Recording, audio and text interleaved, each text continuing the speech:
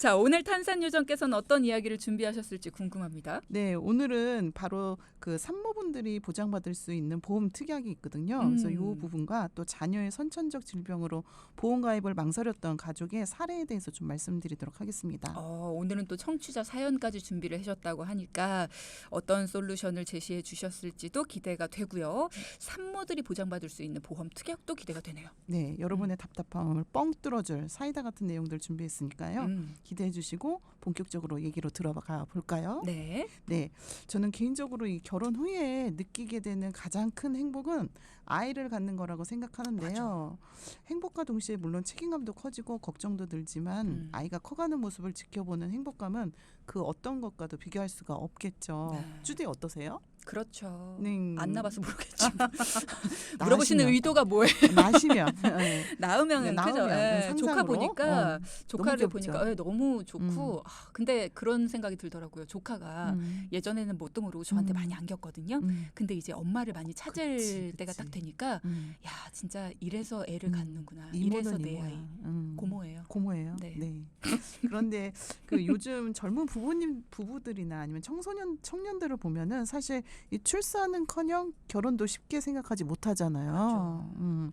그런 현실이 참 안타깝게만 느껴지는데요. 그렇죠. 예전에도 그랬지만 최근에 여러 가지 통계나 기사들을 보면 진짜 우리나라 저출산율이 너무 심각해서 와 입에 안 다물어져요. 그렇죠. 흔히 인구는 그 나라의 뭐 국가 경제 규모를 결정하는 주요 요소라고도 하잖아요.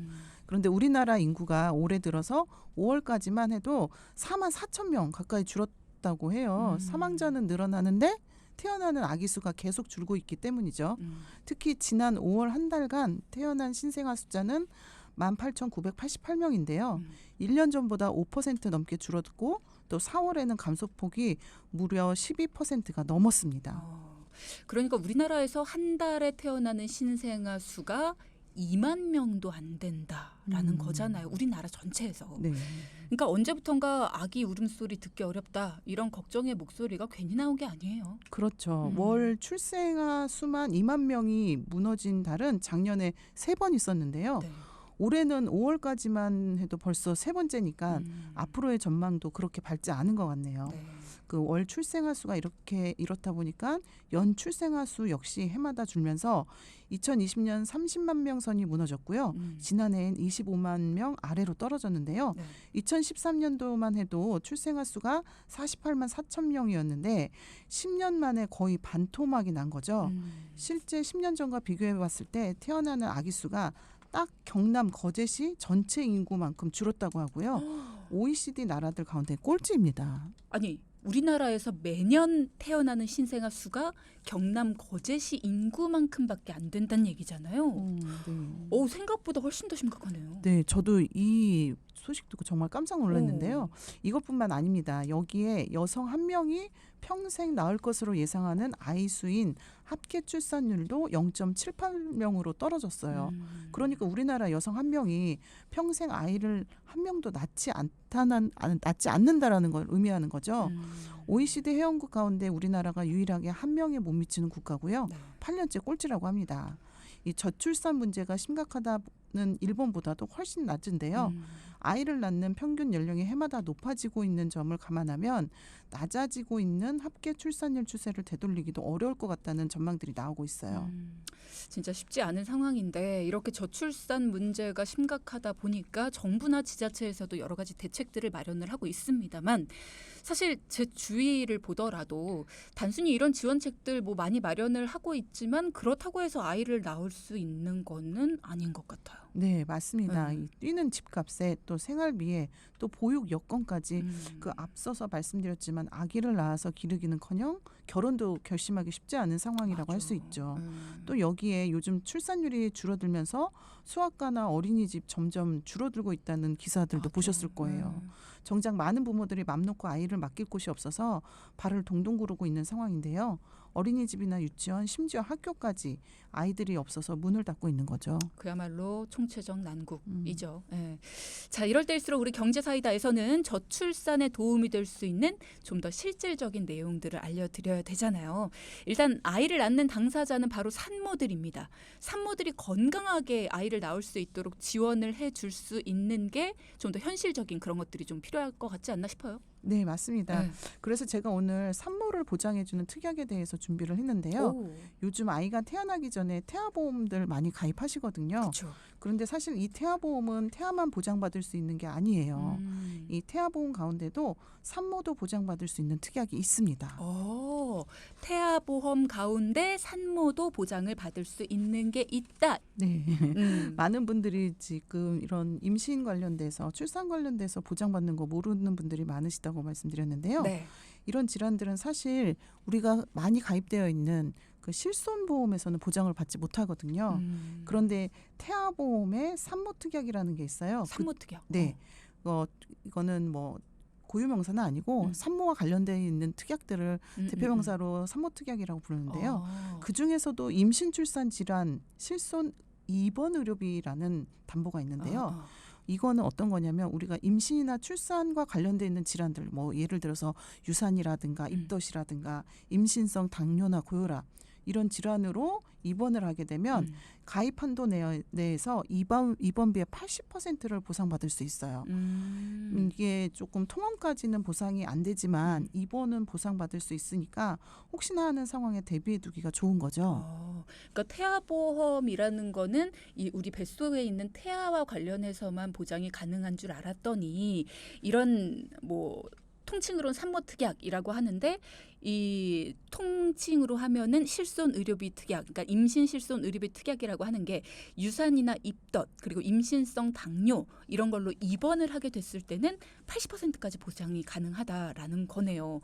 근데 왜 이게 실손 보상에서 제외가 된 걸까요? 네, 우리 일반적인 실손에서는요, 이 유산이나 제왕절개 같은 임신 출산과 관련된 질환이 실손의료비에서는 보상되지 않는 대표적인 항목이에요. 면책사항이거든요.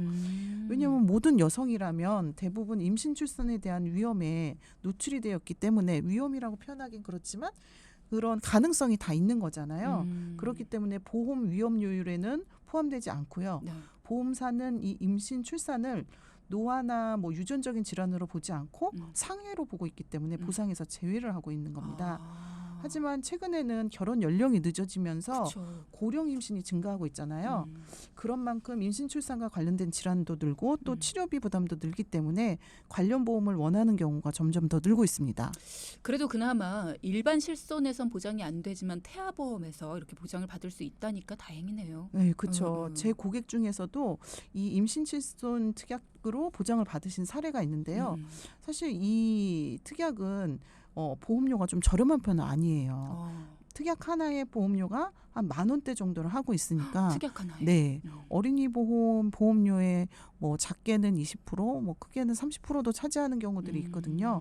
그래서 다들 이 특약을 딱 넣으면은 보험료가 확 올라가 보니까 이거 빼면 안 돼요, 전문가님. 이거 너무 비싼 것 같아요. 이렇게 말씀하시는 경우가 많아요. 그렇죠. 여러 가지 특약이 들어가서 하나의 보험이 완성이 되는 건데 특약 하나에 10,000원대면 솔직히 좀 부담스러울 수도 있죠. 네, 그럼에도 불구하고 저는 저희 고객님께 이 특약은 꼭 넣었으면 좋겠다라고 말씀드렸거든요. 그 이유는 이 고객님이 젊은 나이대의 산모가 아니셨고요. 그다음에 이전에 유산 경험이 한 번 있으셨어요. 그래서 10,000원 정도의 보험료가 다른 특약에 비해서 비싸게는 느껴지지만 앞으로 둘째 아이를 다시 재임신했을 때 일어날 수 있는 위험에 대해서 또 거기에 따라서 따라올 경제적 타격에 비하면 그 고객님께는 충분히 지불할 가치가 있는 정도라고 생각을 했거든요. 그런 상황이라면은 충분히 뭐 추천을 해주시는 것도 이해가 되고요. 그러면 혹시 그 후에 이거에 따라 보장은 받으셨나요? 네, 아무래도 고령 출산이다 보니까 임신성 당뇨 진단을 받으셨어요. 임당. 네, 임당이죠.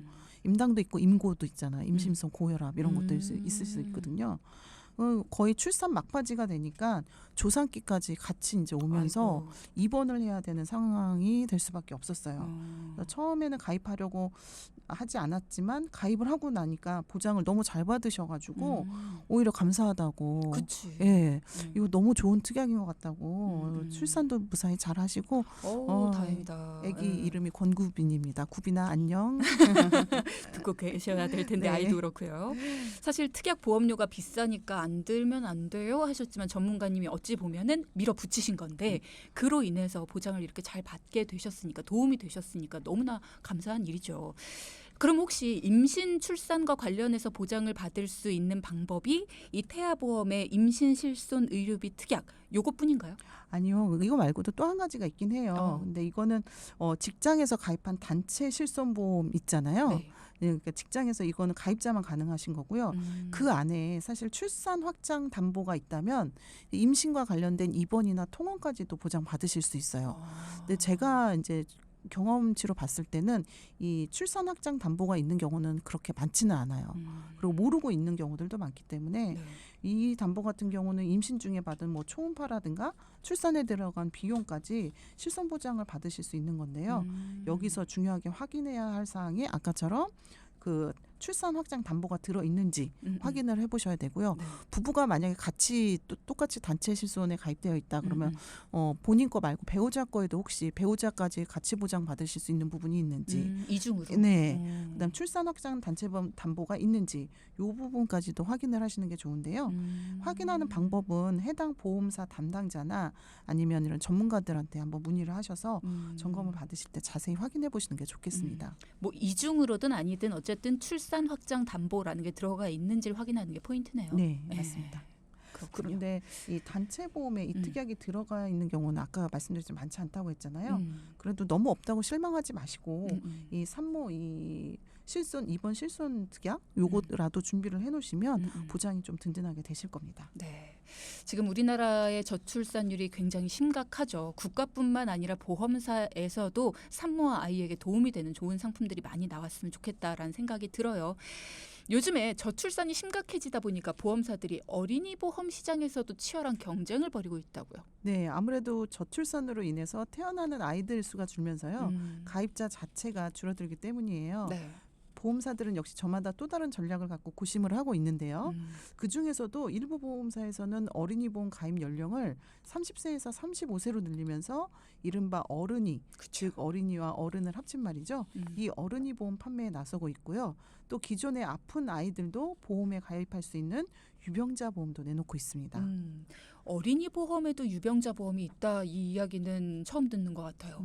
그러면 어린이 보험에 대해서도 한번 살펴봐야겠는데 오늘은 앞서도 잠깐 말씀하셨지만 어린이 보험과 관련해서 준비해 오신 사연이 있다고 하셨잖아요. 네. 소개 좀 해주세요. 네, 오늘 제가 준비한 사연은요. 아픈 첫째 아이로 인해서 과도하게 보험 가입을 한 가족의 이야기인데요. 이 사례자분의 첫째 자녀가 그 선천성 심장병으로 세 차례의 큰 수술을 받았어요. 그리고 나서도 평생 약을 먹고 지내야 한다고 하더라고요. 지금까지는 다행히 나라의 도움으로 잘 치료받고 있었지만 앞으로가 문제인 거죠. 그래서 다른 질병이나 건강보험공단의 지원을 받을 수 없는 이런 의료비 때문에 걱정이 커서 자녀 보험을 꼭 가입하고 싶었지만 이 병력 때문에 가입이 어렵다는 걸 알고 계셨어요. 근데 사실은 그렇지 않거든요. 네. 큰 아이가 가입을 못하니까 작은 아이 보험을 엄청 많이 가입을 해놓으신 거예요. 걱정되니까. 예. 그래서 보험료가 좀 많이 나가고 계신 그런 가정이었는데요. 그래서 가입이 어려웠기 때문에 사실 태아 때 가입했던 태아보험 한 건과 병력과는 연관성이 적어서 가입이 비교적 손쉬운 치아보험만 가입이 되어 있었습니다. 그러니까 첫째의 경우에는 선천성 심장병이 있었기 때문에 보험이 꼭 필요한 상황이었는데 가입된 보험은 태아 때 가입했던 보험 한 건 그리고 또 치아보험 일단은 너무 적기도 하고 태아보험이 좀 잘 되어 있기를 바라는 마음이 있긴 합니다만 어땠습니까? 네, 이 태아보험의 보험료는 5만 원이었어요. 5만 원. 네, 근데 사실 이 보험료를 이렇게 분해를 해보면 보장성 보험료는 2만 원이고 어머. 나머지 3만 원은 적립으로 되어 있었거든요. 굉장히 싸네요, 보장이. 그렇죠? 근데 암 진단부 뭐 진단비와 보장 범위가 좁은 뭐 뇌졸중, 급성 심근경색증 진단비, 또 실손 보장이랑 수술비 특약, 또 다른 상해 관련된 보장 특약, 입원 특약이 있었습니다. 이 보장 금액도 이 세 가지 진단비에 대해서는 3천만 원씩이었고요. 특약 구성과 보장 금액은 괜찮아 보였어요. 하지만 이 보험에 치명적인 단점이 있었습니다. 일단 뇌졸중, 급성 심근경색 여기도 조금 안 좋긴 한데. 역시 쭈디가 아시는군요. 네, 그 부분도 있었지만 가격 대비 5만 원인데 그중에 보장성 보험료 2만 원? 근데 이 보장이 이렇게 커요. 많이 2만 원인데 크긴 크죠. 예. 바로 이 모든 특약이 3년 갱신형이었던 거예요. 예. 태아보험인데 3년 갱신으로 들어놓으신 거. 어쩐지 그쵸. 보장보험이 2만 원인데 이게 뭐 아무리 좀 보장이 범위가 좁긴 하지만 그래도 굉장히 많이 들어놨다 했더니 갱신형이었군요. 그럼 갱신형이면 보험료를 평생 동안 내야 되는 거잖아요. 네. 첫째 아드님이 지금 8살이라고 하셨는데 그럼 앞으로 100세까지 92년을 유지한다 치면 와 보험료가 3년마다 갱신되면 적어도 30번은 오른다는 건데 그렇게 생각하면 보험료 못 내죠 나중에. 그렇죠. 이 사례자님처럼 그 보험을 제대로 준비하기 전에 어린 자녀가 선천성 질환을 갖게 된다면요. 고지의무를 위반해서 가입을 하시거나 아니면 이제 지푸라기라도 잡는 심정으로 부족한 보험이라도 그대로 유지하거나 이 둘 중에 한 케이스인 것 같아요. 하지만 요즘에는 어린이를 대상으로 한 유병자 보험도 출시되고 맞아. 있거든요. 방금 말씀 주신 그 내용 때문에 저는 지금 기대를 하고 있어요. 네. 그래서 이 첫 번째 아이가 가입했던 태아 때 가입했던 이 갱신형 특약을 모두 좀 빼버리고요. 어린이 유병자 보험으로 3대 진단비와 수술비를 비갱신형으로 든든하게 100세까지 보장받을 수 있도록 도와드렸어요. 다행이다. 네, 사실 이 사례자님은 아픈 첫째 아이 보험 가입은 거의 포기를 하고 지내셨다고 해요. 수술이 컸잖아요. 심장 그쵸. 관련된 수술이면. 그래서 전체적인 가족들의 보험료 절감도 좋았지만 이번 보험 점검을 통해서 첫째 아이가 보험에 가입할 수 있게 된 게 정말 뜻밖의 큰 선물을 받은 것 같다고 너무 만족해 하셨어요. 다행이네요. 일단은 두 가지를 여쭤보고 싶은데 태아보험에 가입이 되어 있는 상태셨으니까 네. 우리가 어제 짚어봤던 선천 이상 수술비라는 거 그 특약에 가입이 되어 있으셨는지. 그렇죠. 네. 왜냐하면 태아 때 22주 이내에 이 보험을 가입하면요. 그 뭐 일반 소비자분들은 잘 구분을 못 하시겠지만 이 수술비에 Q코드라고 선천성 질환 수술까지도 다 보장받을 수 있는 그 특약으로 가입을 하실 수 있어요. 그런데 어떤 일정 기간 임신하시고 나서 일정 기간 지나고 나서 가입을 하시게 되면은 그 코드가 빠져 있거나 아니면 출산 후에 가입을 하시면 그 선천성 질환 코드는 거의 다 빠져 있는 수술비로 가입을 하시게 돼요. 그래서 산모분들이 이런 분들 계세요. 그 뱃속에 있을 때 어차피 애들은 보장 못 받잖아요. 나중에 태어나고 나서 가입하면 되죠. 저희는 태어나자마자 가입할 거예요. 이렇게 말씀하시는 분이 있는데 사실은 출산 과정에 아이들이 황달이 오거나 이런 경우들도 많아서 그쵸. 인큐베이터에 들어가는 경우가 많거든요. 그러면 이제 그 순간부터 보험 가입은 조금 어려워지죠. 당분간은. 그리고 앞서 말씀하신 산모들까지도 또 보장을 받을 수 있기 때문에 그렇죠. 태아보험이라는 건 필요한 것 같고 네네. 그리고 다행히 이 첫째 아들 같은 경우에는 선천성 심장병을 갖고 있었기 때문에 선천 이상 수술비의 도움을 많이 받으실 수 있었겠어요. 네, 맞아요. 그리고 지금 어린이 유병자 보험에 가입을 했다라고 하는데 일단 보장이 넓어져서 좋긴 한데 가격 차이가 어느 정도일까도 좀 궁금해요. 가격은 20-30% 차이는 나고요. 일반 그냥 건강한 아이들이 가입한 보장보다 보험료 차이도 있고요. 납입 면제 요건도 조금 차이가 납니다. 그래서 아무래도 건강한 아이들이 가입한 보험의 납입 면제는 뇌혈관 질환이나 허혈성 심장 질환까지도 납입 면제가 되지만 이 유병자 보험 같은 경우에는 뇌출혈이나 급성 심근경색증까지만 납입 면제가 되는 그런 좀 불리한 점이 있긴 합니다. 그래도 가입이 가능한 보험이 있다는 게 얼마나 그렇죠. 든든하시겠어요. 다행이네요. 자, 그럼 저희가 여러 차례 어른들의 유병자 보험에 대해서 살펴봤었어요. 유병자 보험 중에 저희가 며칠 전에 했었죠. 뭐 305, 325, 355 뭐 이런 숫자가 붙는 간편 보험들이 있다. 뭐 이런 거를 여러분과 같이 이야기를 나눠봤는데 어린이 유병자 보험은 어때요? 어떤 것들이 있어요? 네, 어린이 유병자 보험은요. 325 보험 한 가지만 있었는데요. 최근 들어서 355 보험이 또 출시가 됐습니다. 요거 간략하게 설명 좀 해주세요. 네. 325 보험 같은 경우에는 뭐 3개월 이내 입원 수술 추가 검사 필요 소견이 없어야 되고 뭐 2년 이내에 입원 수술력이 없으면서 5년 이내에 암 진단만 없으면 가입이 가능한 그런 상품이고요. 네. 355 상품 같은 경우에는 3개월 이내 입원 수술 재검사 없어야 되고 그다음에 5년 이내 입원 수술 없고 5년 이내에 10대 질병, 뭐 암이나 백혈병, 중대 질병으로 입원 수술만 없으면 진단이 없으면 가입을 하실 수가 있는 상품이에요. 그럼 어린이면 3살 때도 가입이 가능한 건데 5년 이내라는 게 있으면 어떻게 되나요? 아, 그렇죠. 이 상품은 어린이 유병자 상품은 주의하실 게 지금 있어요. 5세부터 가입이 가능해요. 보험 나이. 그래서 1살서부터 4살까지는 유병자 어린이 보험이 가입이 안 됩니다. 그렇기 때문에 태아보험이 가입이 굉장히 좀 중요하게 대두가 되는 거고요. 제 고객님 자녀분들 중에서 3세인 아이를 만났는데 이 친구가 언어장애가 있는 친구고 거기다가 동반해서 ADHD까지 있어가지고 부모 입장에서는 빨리 보험을 가입해주고 싶은데 가입이 안 되니까 근데 방법이 없잖아요. 그래서 제가 2년만 좀 기다리시라고 그래서 5세 돼가지고 정말 이 유병자 보험을 가입을 했습니다. 그런 케이스도 있어요. 그렇군요. 예. 예. 325, 355 이런 것들이 있다. 그리고 어린이 보험 같은 경우에는 325만 있었는데 355가 새로 생겼기 때문에 많은 분들이 더 도움을 좀 폭넓게 받으실 수 있다라는 점 알려드립니다. 자, 오늘의 포인트 짚어볼까요? 첫째, 실손보험 안 되는 임신 출산 질환, 태아보험의 임신 실손 의료비 특약으로 보장받자. 네. 둘째, 직장에서 가입한 단체 실손보험, 출산 확장 담보가 있는지 확인해 보자. 셋째, 아픈 자녀도 보험 가입할 수 있다. 포기하지 말고 전문가의 도움을 받자. 지금까지 경제사이다 문수진 전문가와 함께했습니다. 고맙습니다. 감사합니다. 네. 자, 방송 중에 상담해드리는 내용은요. 청취자 여러분의 올바른 투자 판단을 위해 참고로 드리는 말씀입니다. 금융상품 가입이나 해지 같은 판단은요. 스스로의 책임으로 결정하셔야 한다는 점 꼭 기억해 주시기 바랍니다.